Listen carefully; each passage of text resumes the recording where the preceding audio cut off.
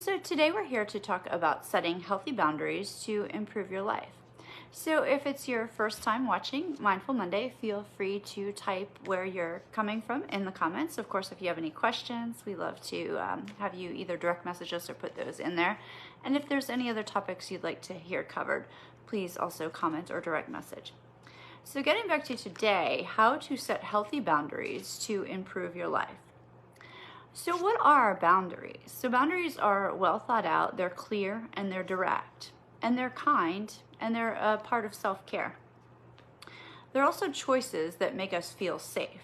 So what they are not is demands, they're not selfish, they're not fixed, they're not impulsive or reactive, they're not attempts to control or to punish other people, they're definitely not mean, nagging, criticizing, or disrespectful in any way. And they're not attempts to limit other people's choices or freedoms. So we often fear setting boundaries because of our own cognitive distortions. And these might have come about because we grew up in a rigid boundary setting or too weak of a boundary setting, or something in between. And so check yourself for the following cognitive distortions. Discounting the positives. When you're discounting the positives, you notice or focus only on the negatives and minimize or ignore anything good that you do or that happens to you. And then we have overgeneralizing, which often involves never or always kind of words. And that's when you apply one experience to all situations. An example is nothing ever works out for me. Okay? We have all or none thinking. That's that black or white thinking. And that's where you see things as absolutes. There's no in between. So you might say something to yourself like, I can't set boundaries. And then we have mind reading, which is you assume others are thinking the exact same thing you are.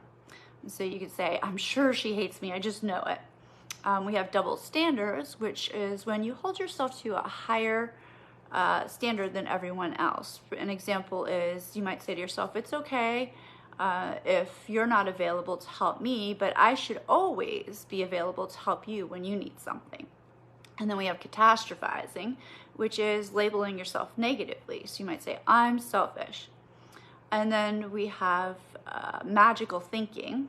So you think everything will be better when, fill in the blank, I'm thinner, I have that new job, I'm richer, etc., etc.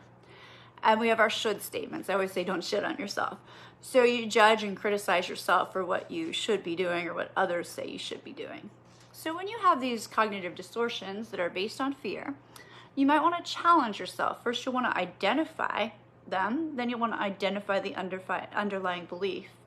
And then you want to identify the cognitive distortion because it's useful if you can figure out which one it is. And then you might ask yourself, what evidence do I have to support this thought or belief? And is this thought or belief based on facts or opinions? And do I have a trusted friend whom I can check out these thoughts with?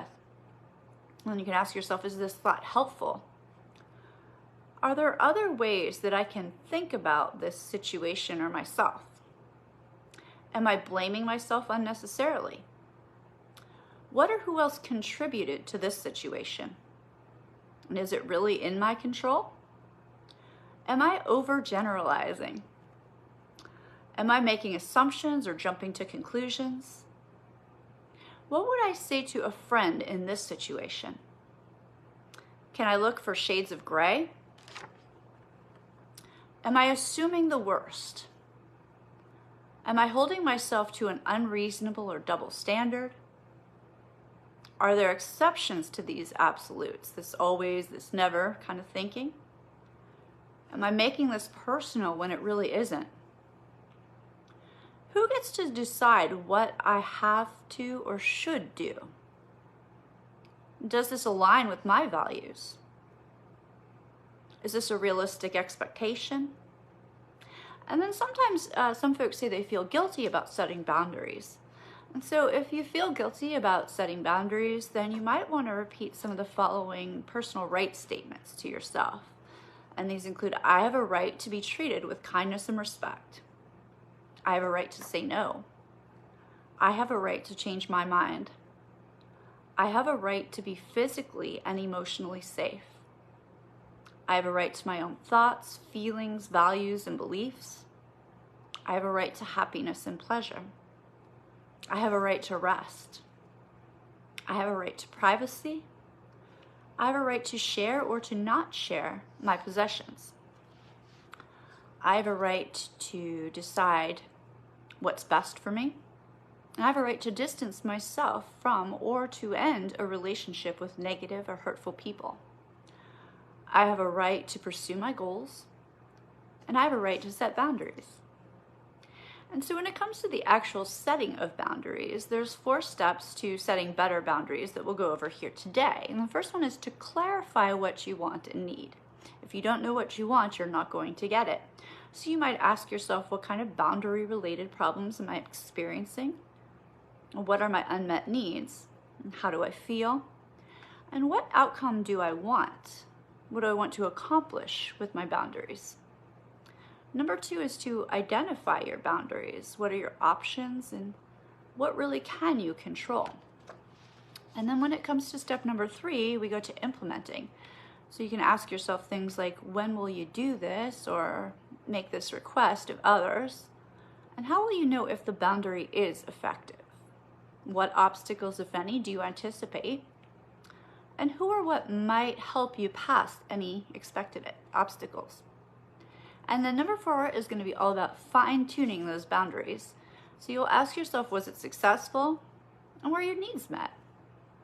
Do you need to adjust anything or make a different boundary? And then we have certain pitfalls when it comes to making boundaries. So boundaries sometimes fail if we're not following through, if we misidentify our needs or our feelings, or if we don't get cooperation from someone who we need the cooperation from for a certain boundary, or if we just give up too soon. So that's all we have for boundaries today. I hope this was useful to you, and I hope you have a wonderful and happy holiday season and a happy Mindful Monday. Take care.